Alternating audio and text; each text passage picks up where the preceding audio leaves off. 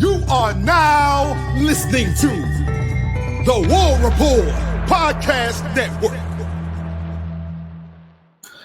What's up, everyone? Welcome back to the College Loop Podcast.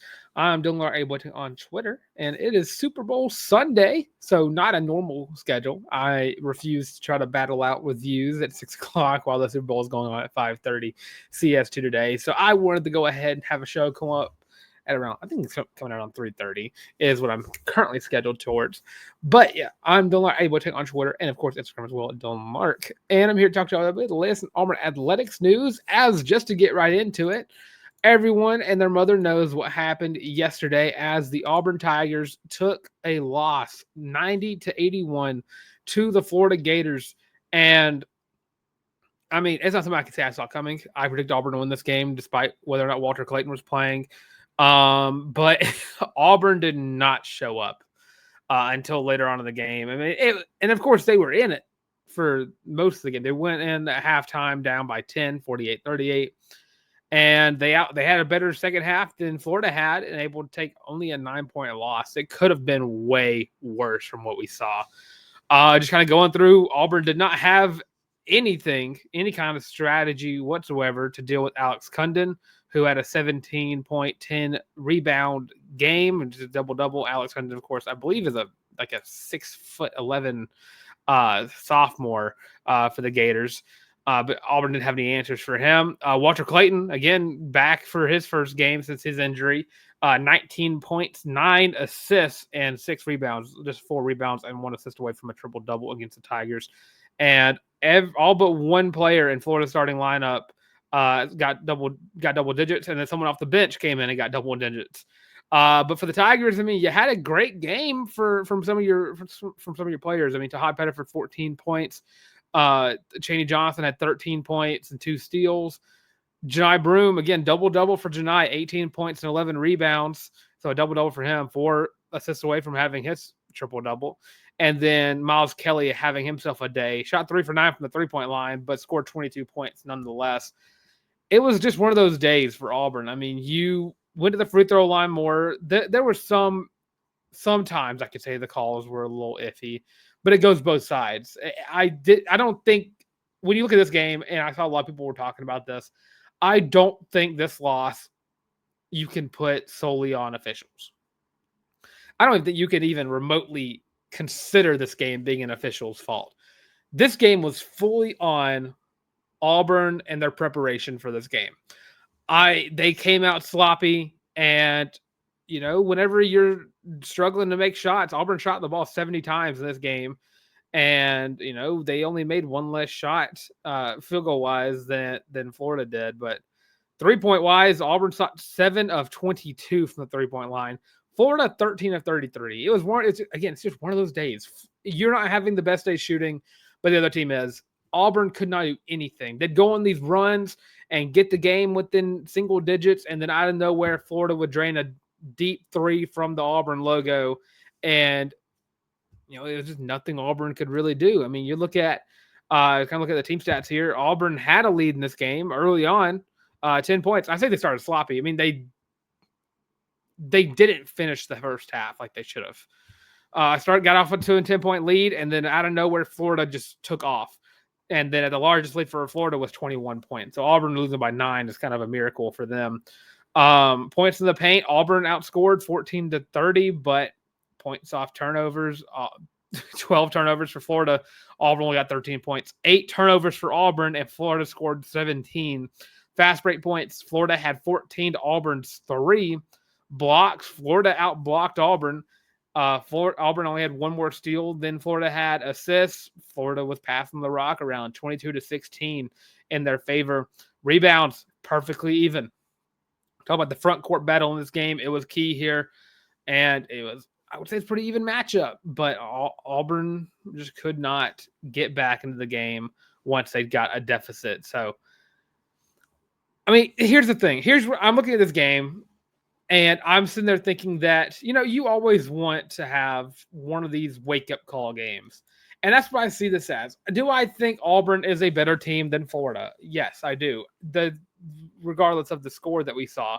I think as a whole, Auburn is the better team. I think the guards plus the front court make this a better overall team. And this game came down to Auburn just not being up to the task. And I look ahead. I think this game was a pinnacle wake-up call Auburn needed going forward. You see these teams all the time that go through the regular season undefeated or whatever. That's all the time. It only happened like once with Kentucky. And then when a team showed them their best, how did they answer? They didn't have one in March Madness when Kentucky did it. But you look at Auburn. Auburn needed one of these. Auburn needed to get slapped around a little bit, have a team that just could not miss against them. Because when you look down the rest of your schedule, it does not get any easier. It's at Vanderbilt, which, Vanderbilt is not a terrible team. They're currently, I want to say, about 8th in the SEC, 9th in the SEC. And you have at Alabama on Saturday. Then you have Arkansas, Georgia again, number 25, Ole Miss again, at Kentucky, at A&M, and then against Alabama back in Neville Arena to round out the season. You have some tough games ahead. You needed a wake-up call. Auburn needed to have a team that can outperform them offensively on the court. They had that happen to them. Florida did everything right, and Auburn could not figure out how to stop it. So now you go ahead. I mean, Vanderbilt, we'll talk about Vanderbilt on the Monday show. I mean, Auburn's going to travel to Nashville to play against them. They have some guards that can play pretty well. And again, they're not a bad team. But when you look ahead to going to the airplane hangar in Tuscaloosa, they're a team that's going to put up a lot of points offensively if you cannot shut them down. You needed this ego check. Auburn needed this ego check. I mean, I've been saying all along. I mean, I said earlier, and I've said several times this year, that I'm going to keep picking Auburn until they give me a reason not to.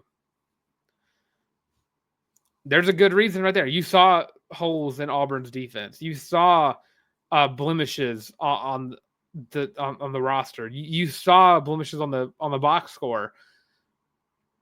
Auburn had moments like this earlier in the year, and they overcame those issues. Now we got to see what Auburn looks like when they can't do that. So going ahead, I mean, you have a lot of moments that you can look back here, watch the film over again, and you can see where you need to fix.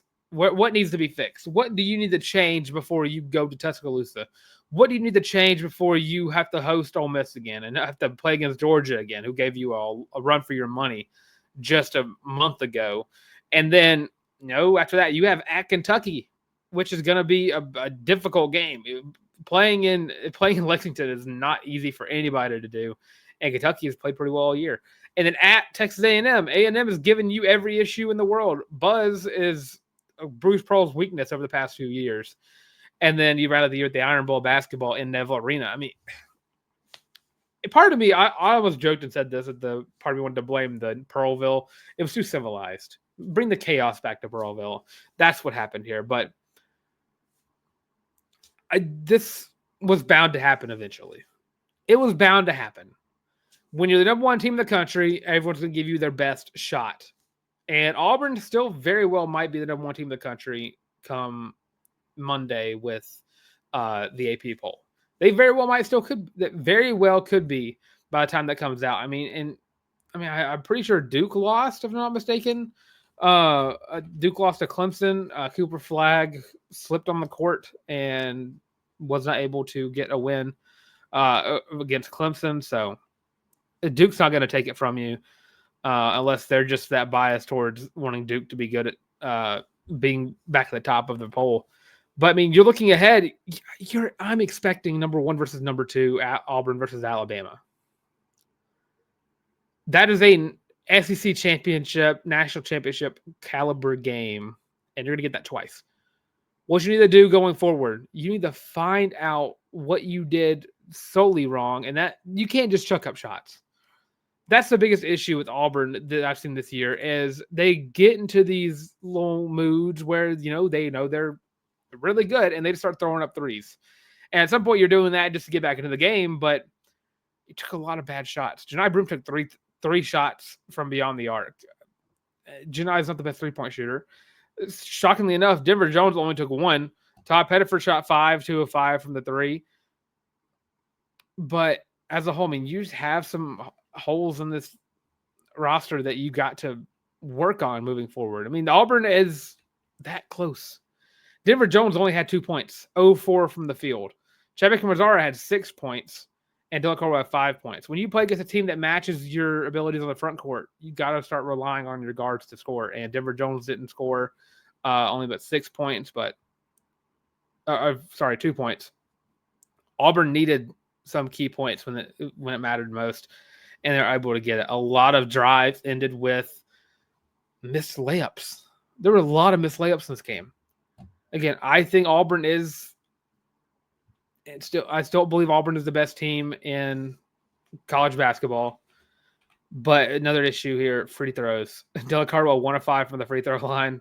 And then there were some other misses, but Auburn was 60% from the free throw line. Points were left off the board here. Can't have that. You're gonna if I could see this season go looking ahead, I can see Auburn playing Florida again in the SEC tournament. Whether that be in the semifinals or in the championship of it. You could very well see Florida again. How can you respond to that? Just by making your shots. Don't get blocked by the rim. That happened a lot. Miles Kelly had a few do that. You got to make key shots. You have to make in shots when they matter. They just didn't. Which I'm not upset. I was upset watching the game. I can't lie. But Auburn's still a really good team. Only found a way to lose the game by 9 points. This could have been a way worse loss. This could have been a blowout that all the Florida fans wanted. It wasn't. It wasn't a blowout. There are some issues, yes. They're fixable. And Auburn could very well not lose the remainder of the season. But you needed to get slapped. You needed to get played around with. And Florida did it. Florida's a really good team. Now up next, you got Vanderbilt. And then you got Alabama. Talk about those in the next few days. The Monday or Tuesday show, we're talking about previewing the Vanderbilt game. Then Thursday, we'll be talking about the Vanderbilt game, as well as previewing the Iron Bowl of Basketball Part 1. As we move on to what else happened this weekend, Auburn Softball back up on the diamond, starting off their season with a 5-0 start. So the Friday games, you had a 6-1 win over Southern Illinois. Then round out Friday with an 8-1 win over North Carolina. Started off Saturday, you had a little sluggish game there for a second versus Appalachian State and one against Southern Illinois. So Appalachian State got up to a pretty early lead, and it was a 3-2 lead in the first inning, and then third inning came around. App State put up 3 more runs, and Auburn was down 6-2. Fourth inning came around, it was 8-5. And then the 6th to 7th inning came around, and Auburn tied it up. Then they needed to go into extras. 9th inning came around. App State went up by 1, and then Auburn came around and had a walk-off by Nelia Peralta, who had herself a weekend, really. She had 2 homers against App State, though. Auburn gets the win 10-9 against App State. A big win there for the Tigers. And then after that, you had Southern Illinois again, who Auburn had the lead throughout for a good chunk of this game. It was up 4-0 going into the 5th inning. And then Southern Illinois put on a clinic in the 7th inning. It was 7 runs scored by Southern Illinois. Then Auburn put up 5 runs in the 6th. And then that gave Auburn the 9-7 win there. Shout out Anna Wohlers, Isis Stresvik, Nelia Peralta, all getting homers in that 6th inning to give Auburn the win versus Southern Illinois.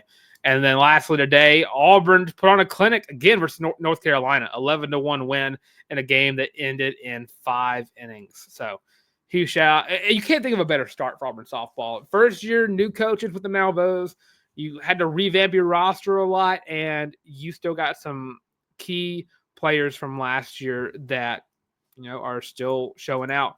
Home run leaders this far in the year. Nelia Peralta with 3. Isis Tresvik has 3 home runs. Anna Wohlers has 2. KK McCrary has 1. And Annalie Adams, got her first home run today versus North Carolina. And Amelia Leck also got herself a home run today versus North Carolina as well. And you got some, again, as your team, you're batting 350. Had a pretty good weekend from Nelia Peralta. Overall, 3 home runs in a weekend, 6-11. batting average when she's up there. 10 RBIs from the veteran Isa Tresvik, again, 588. As you mentioned, her 3 home runs. She has 8 RBIs already and 9 runs scored. So huge shout out to Auburn softball. Could not think of a better start from play. Words are hard. From home plate. Pitching wise, I mean, you had a pretty good showcase for your pitchers. I mean, you don't have Maddie Pinta anymore. Shelby Lowe was in the booth. Shelby Lowe had, I was watching the North Carolina game because Friday the games were streamed and today they were streamed, but Saturday too much basketball going on for softball to get some leeway there. But yeah, the pitching rotation looked good. Shaylee Clemens had herself a great showcase in her first start. Got herself a win this weekend as well. S.J. Guerin had herself a great showcase as well. Pitching 16 innings, the most out of anybody. And of course, there is some room for growth. I can't lie. But I think you saw a lot of great things to build on. Of course, this is going to be the weak part of the team starting off because a lot of these girls haven't started at all, really. Haley Rainey, the oldest one here, with a senior, but you have a lot of sophomores. You have a junior and a freshman. So a lot of growth there, but a lot of promise to see there, especially from a team that people are predicting to finish 13th in the SEC, if I saw that correctly, which I thought was ridiculous. But they'll be getting ready to go to Clearwater, Florida next weekend to take on Clemson, Virginia, UCF, Charlotte, Oklahoma State, and Liberty throughout next weekend. So can't wait for that. Those games are going to be on ESPN2 for Clemson on Thursday, and then ESPN2 again for Virginia, then ESPN Plus for UCF on Friday afternoon. ESPN Plus for Charlotte on Saturday afternoon. ESPN Plus for Oklahoma State on Saturday afternoon, and then Sunday morning, ESPN Plus yet again. All those available also on the Weagle 91.1 FM. Great people over there at Weagle. Great people, but yeah. Yes, if Auburn softball starting off 5-0 on the season, and you got tested early. You got tested versus Appalachian State and Southern Illinois, and some tests you needed to see happen. Of course, Auburn's got three more weekend series. I don't know how to specials, invitationals. I don't know what to call them. They're weekend full of softball before they get started with SEC play in March. So super shout out to Auburn softball for getting it done. So yeah, shout out all those girls over there. We're going to quick little break. Let's have this break. We'll talk about some Auburn gymnastics because I was in person for that meet versus Georgia. And then we're going to round out the show talking about some NFL draft combine invitations Auburn got. And then I'm going to give my prediction for the Super Bowl, which, if my math is correct, will be in about 2 hours, about an hour and a half at the moment that this show is going up. So stay tuned and we'll be right back. Are you tired of having to rummage through just clothes after clothes after clothes looking for something to wear? Are you tired of your friends making fun of you for your terrible fashion sense? Well, do we have the shirt for you? Go to thewarreport.com, get your laptop out and do it right now. Go to the shop and get your very own Feelin' Loopy t-shirt as well as your college loop hat, and you can get both of them for only $25 each. Plus shipping and handling, of course. But with that, now back to your regular scheduled program. Of course, available on thewarreport.com. Go to the shop, second page. You'll find the Feelin' Loopy t-shirt and the college loop hat. Both you can wear your entire life. They don't come in green, so you can't get them in time for St. Patrick's Day. But some Easter wear. Why not? Both those come in 5 different colorways. You go check it out on thewarreport.com. And of course, that's only the third, fourth best way you can support the show. The best way you can support the show, of course, by liking, by commenting, and by subscribing. Getting close to 1,000 subscribers would be super cool to reach that milestone very soon. I do a merch giveaway for that if we get there, especially because it'll be around my birthday. I mean, again, that's what the YouTube analytics are saying. Be around my birthday whenever we get to 1,000 subscribers. So shout out to all of you out there who continue to show undying support for the College Loop. But thank you all again. Auburn Gymnastics was words are hard. Took on the number 12 team in the land, the Georgia Bulldogs, and Auburn showed out. I was in attendance for this meet, and it started off rough. Auburn started off on vault. I've said all year, if Auburn doesn't put up 49 on vault, then I don't see them having good chances of winning a meet. They struggled early on vault, but able to barely get over it. 49.150 on vault. And second rotation came around. Auburn got on bars. 49.350. Outscored Georgia on bars. And, of course, outscored them on vault as well throughout the game. And then beam came around. Auburn had a pretty decent showcase, but not better than Georgia's 49.25 to Georgia's 49.35. And then lastly, floor is where Auburn came around and won this meet. So Auburn got the win 197.3 to 197.2. And how did they do it on vault? Well, Sophia Groth, a 9.950 to basically clinch the win. But you also had some great showcases from Olivia Greaves, who had her first 9.9 of her career on the floor. You had a lot of great moments in this meet. This meet was all over the place. I felt early on this was going to be a tough one for Auburn, and it definitely was, but they overcame it, and Auburn was able to get the win over Georgia. And, of course, my fiance, who I said she claims, but she's a Georgia fan, was able to root for Auburn to get the win over Georgia. So just let that be known. She was rooting for Auburn to win this meet. But, yeah, this was a tough one. And up next for Auburn Gymnastics is Florida, who's number 2 in the country. It's going to be a tough one, and you're also in Gainesville, so that's going to make it even tougher than it already is. But nonetheless, great moments all around, and definitely felt like Sophia Groth got cheated out of a 10 on that full routine. But it's neither here nor there. Auburn still gets the win by 0.1, so great showcase for Auburn Gymnastics from Friday. And so much more of the season left to go for them, and they are just they're awesome. They are so great. I love seeing how balanced they are this year. It's something that I've not really been used to as of late, was seeing them how balanced they are.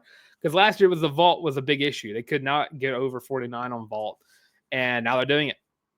And now they're upsetting some people. I don't really they're being Georgia's upset. It was 11 versus 12, but able to get a big win over Georgia. So to round out the show, NFL Draft Combine invitation. So far, we've only heard of 2 guys getting invites to the NFL Combine.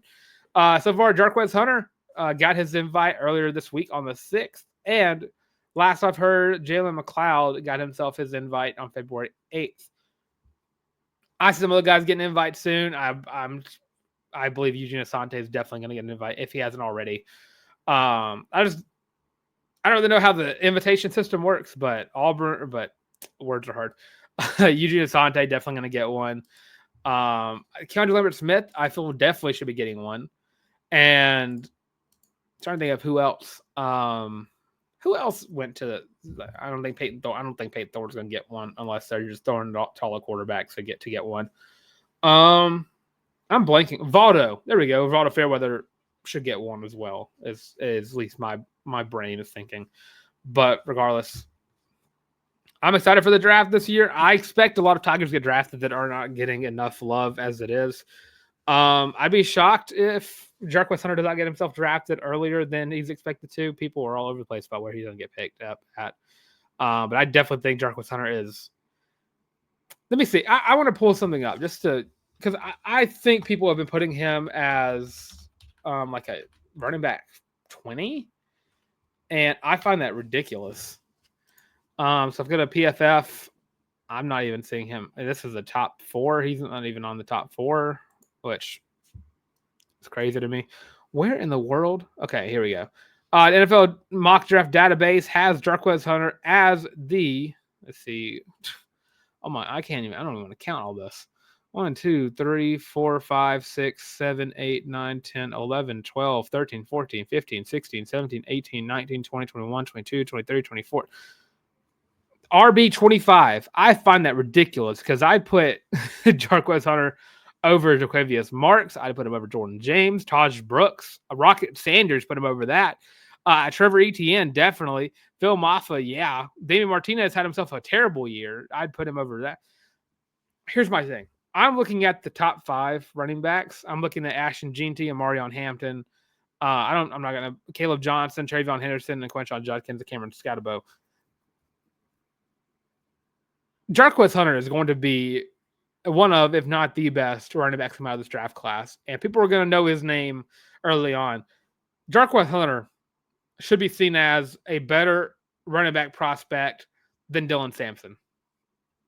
He should be, but it's ridiculous that he's not. But yeah, no love given to Jarquez Hunter by NFL analysts, which same people who thought like Sam Darnold's going to be the best quarterback ever.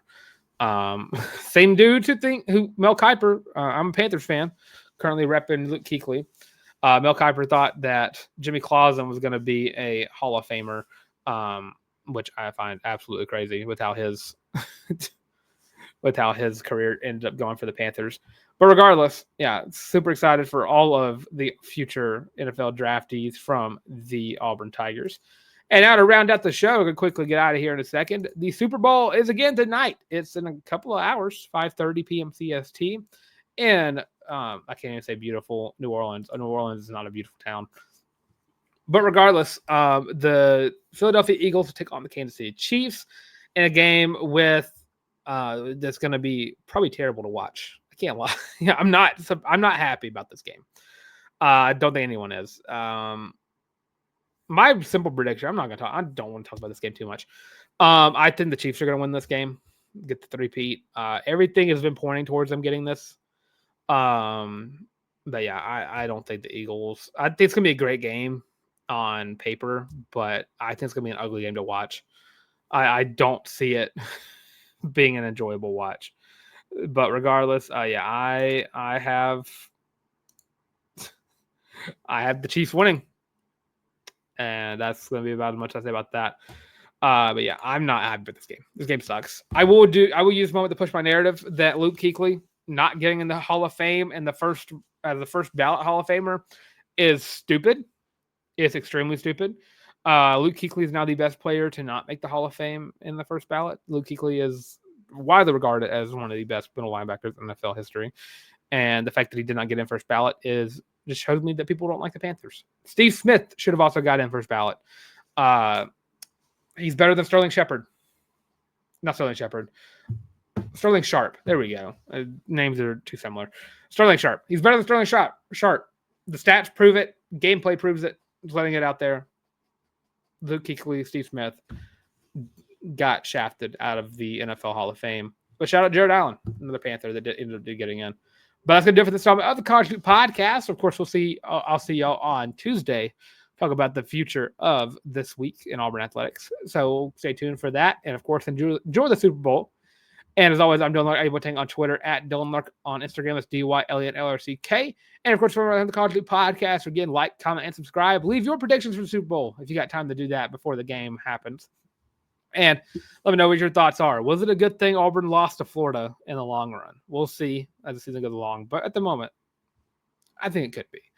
With that being said, thanks for watching some of the College Loop Podcast. Check us out on social medias, all of them, at the College Loop and audio platforms as well. Spotify Podcast, Google Podcasts, Amazon Music. And with all that being said, thanks for watching some of the College Loop Podcast. And again, I cannot thank y'all enough for staying tuned to the College Loop. With that being said, thanks for watching. And as always, War Eagle.